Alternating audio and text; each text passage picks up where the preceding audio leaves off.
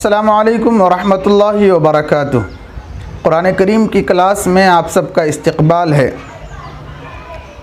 نورانی قاعدہ اوپن کر لیں اور پیج نمبر 33 پر دیکھیں۔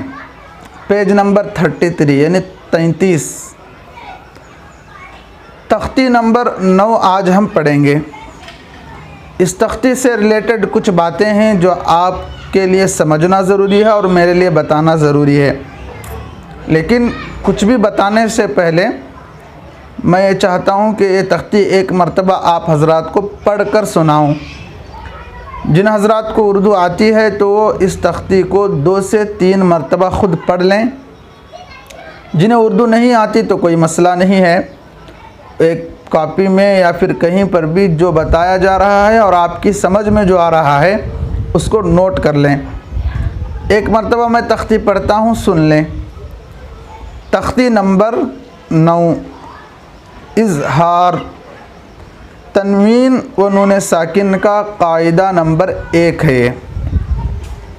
حروف حلقی 6 ہیں: حمزہ ہا، عین ہا، غین خا۔ تنوین یا نون ساکن کے بعد حروف حلقی آویں تو نون کو ظاہر کر کے پڑھیں گے، اس کو اظہار کہتے ہیں۔ تو یہ تختی ہوئی جو میں نے پڑھ کر سنائی، اردو آنے والے بار بار اس کو 2 سے 3 مرتبہ پڑھ لیں۔ جسے اردو نہیں آتی ہے تو میں جو سمجھا رہا ہوں وہ سمجھیں۔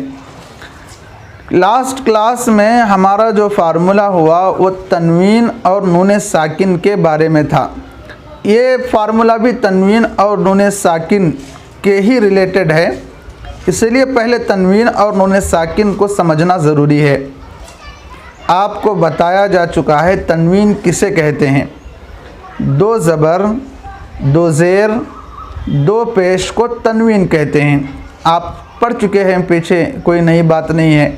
تو تنوین کسے کہتے ہیں؟ 2 زبر، 2 زیر اور 2 پیش کو تنوین کہتے ہیں۔ اس کے بعد آئیے نون ساکن۔ لاسٹ کلاس میں نے آپ کو بتایا کہ سکون اور جزم ایک ہی نشان کے 2 نام ہیں۔ چھوٹی سی دال جو ہوتی ہے حروف پر، آپ دیکھ رہے ہوں گے نورانی قاعدے میں، آپ بار بار دیکھ چکے ہیں، اس چھوٹی سی دال کے 2 نام ہیں، ایک جزم اور دوسرا سکون۔ آپ جزم بولیں، سکون بولیں، کوئی میٹر نہیں کرتا، دونوں سیم ہیں۔ اور جس پر یہ جزم اور سکون آتا ہے اس حرف کو ساکن کہتے ہیں۔ یہ بھی ایزی ہے، آپ سمجھ لیں۔ اگر با کے اوپر جزم آ رہا ہے تو با کو کہیں گے با ساکن۔ تا کے اوپر اگر جزم آ رہا ہے تو تا کو کہیں گے تا ساکن۔ سا کے اوپر اگر جزم آ رہا ہے تو سا کو کہیں گے سا ساکن۔ یعنی جس حرف پر بھی جزم آئے گا یا سکون آئے گا اس حرف کو ساکن کہتے ہیں۔ اب آپ سمجھیں کہ نون کے اوپر اگر جزم آ رہا ہے تو پھر نون کو نون ساکن کہتے ہیں۔ تو تنوین 2 زبر، 2 زیر، 2 پیش کو کہتے ہیں، اور نون ساکن اس نون کو کہتے ہیں جس پر جزم یا سکون ہو۔ تو اسی کا یہ قاعدہ یہاں پر بتایا جا رہا ہے۔ تنوین اور نون ساکن کا قاعدہ نمبر 1 یہ ہے جو آج بتایا جا رہا ہے تختی نمبر 9 میں۔ پہلا قاعدہ اظہار ہے۔ اب آئیے ہم سمجھتے ہیں اظہار کسے کہتے ہیں۔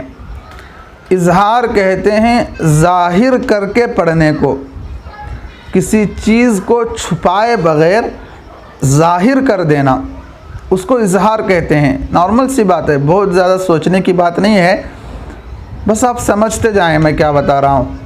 اظہار کہتے ہیں ظاہر کرنے کو، یعنی چھپائے بغیر پڑھنے کو۔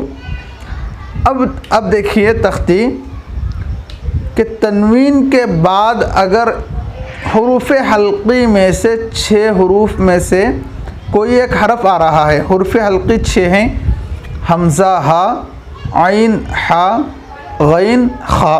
یہ 6 حروف میں سے اگر کوئی بھی حرف تنوین کے بعد آئے یا نون ساکن کے بعد آئے تو اس وقت تنوین کو اور نون ساکن کو ظاہر کر کے پڑھیں گے، یعنی ناک میں اس کو نہیں چھپایا جائے گا، ناک میں اس کو نہیں چھپایا جائے گا بلکہ ظاہر کر کے اظہار کریں گے۔ اگر آپ کو نہیں سمجھ آ رہی ہے بات تو پریشانی کی بات نہیں ہے، دیکھیے مثال سے میں آپ کو سمجھاتا ہوں۔ پہلی لائن دیکھیے، اس کا پہلا جو جملہ ہے ہم یہ پڑھیں گے، تا یا زبر طی، را دو زبر رن، طی رن، حمزہ زبر طی رن، با الف زبر با، طی رن ابا، با یا زیر بی، طی رن ابا بی، لام زبر ل، طی رن ابا بی ل۔ تو یہاں پر جو اظہار کا قاعدہ پایا جا رہا ہے وہ دیکھیے، طیرن، اس میں دیکھیے را دو زبر رن، تو را کے اوپر دو زبر ہے، اس کو تنوین کہتے ہیں، اور تنوین کے بعد حمزہ آ رہا ہے، حمزہ زبر تو حروف حلقی میں سے، یعنی حمزہ ہا عین ہا غین خا، یہ 6 حروف میں سے ایک حرف حمزہ ہے، اور قاعدہ یہ ہے کہ اگر ان 6 حروف میں سے کوئی بھی حرف حمزہ ہی نہیں بلکہ حمزہ آئے، عین آئے یا غین آئے یا خا آئے، 6 حروف میں سے کوئی بھی حرف تنوین کے بعد آئے گا یا نون ساکن کے بعد آئے گا تو وہاں پر نون کی آواز کو ظاہر کر کے پڑھیں گے، ناک میں نہیں چھپائیں گے۔ یوں پڑھا جائے گا طیرن ابا، طیرن، دیکھیے یہاں پر رن میں نون ظاہر ہو رہا ہے، اگر کوئی اس کو یوں پڑھے طیرن ابا، طیرن ابا، فرق ہے، طیرن ابا سمپل پڑھنا ہے بس، حمزہ ہا عین ہا غین خا ان میں سے کوئی بھی حرف تنوین کے بعد آئے یا نون ساکن کے بعد آئے تو نون کو سمپل پڑھنا ہے، نون کی آواز کو ناک میں نہیں چھپانا ہے، جیسے طیرن ابا، طیرن رن، اس طرح اگر ناک میں کوئی آواز کو چھپائے گا تو غلط ہوگا، بلکہ تنوین اور نون ساکن کی آواز کو ظاہر کر کے پڑھنا ہے۔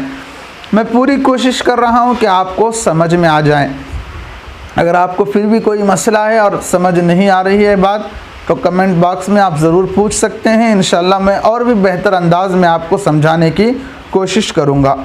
اب فی الحال آپ اتنا ذہن میں رکھ لیں، تنوین یا نون ساکن کے بعد حروف حلقی کے 6 حروف میں سے کوئی ایک حرف آئے گا تو اظہار ہوگا، نون کو ظاہر کر کے پڑھیں گے، ناک میں اپنے آواز کو نہیں چھپائیں گے۔ تو یہ پہلا جملہ ہوا۔ دوسرا جملہ دیکھ لیں آپ، نون الف زبر نا، را دو پیش رن، نارن، حا الف زبر حا، نارن حا، میم زیر میں، نارن حامی، یا زبر یا، نارن حامیہ، تا دو پیش تن، نارن حامیتن۔ تو یہاں پر اظہار کا قاعدہ نارن حا میں پایا جا رہا ہے، را دو پیش رن، دو پیش ہے اور دو پیش کو تنوین کہتے ہیں، اس کے بعد ہا آ رہا ہے، ہا جو کہ حروف حلقی میں سے ہے، تو یہاں پر بھی نون کی آواز کو ظاہر کریں گے، جیسے نارن ہا، نارن ہا۔ اگر کوئی آواز کو ناک میں چھپائے گا جیسے نارن ہا تو اس طرح پڑھنا غلط ہوگا۔ آج کے لیے بس اتنا ہی کافی ہے۔ میں آپ سے گزارش کرتا ہوں کہ یہ 2 ہی جملے میں اس لیے پڑھایا ہوں تاکہ آپ اوپر کی تختی کو اچھی طرح ذہن میں فٹ کر لیں۔ ایک مرتبہ اس تختی کا خلاصہ بولتا ہوں، اگر اردو آپ کو آتی ہے تو یہی آپ کو مشورہ دیتا ہوں کہ آپ تختی پڑھ لیں اور تختی کو یاد کریں، اگر نہیں آتی ہے تو ٹھیک ہے کہیں نوٹس میں لکھ لے، کسی بک میں لکھ لے کہ حروف حلقی 6 ہیں، حمزہ ہا، عین ہا، غین خا، ان 6 حروف میں سے تنوین یا نون ساکن کے بعد کوئی حرف آئے گا تو وہاں پر نون کو ظاہر کر کے پڑھیں گے، ناک میں آواز کو نہیں چھپائیں گے۔ اتنی ہی آپ تختی یاد کر لیں، انشاءاللہ کل تھوڑا سا اور سبق دوں گا، کیونکہ کچھ نیا فارمولہ ہے، سمجھنے میں ہر ایک کا ذہن تیز نہیں رہتا، کچھ لوگوں کو جلدی سمجھ آتا ہے، کچھ لوگوں کو دیر سے سمجھ میں آتا ہے، سب کو ساتھ لے کر جانا ہے، اس لیے بہت تھوڑا سا سبق دیا ہوں۔ دعاؤں کی گزارش ہے اور اس کلپ کو ضرور شیئر کیجیے گا۔ السلام علیکم ورحمۃ اللہ وبرکاتہ۔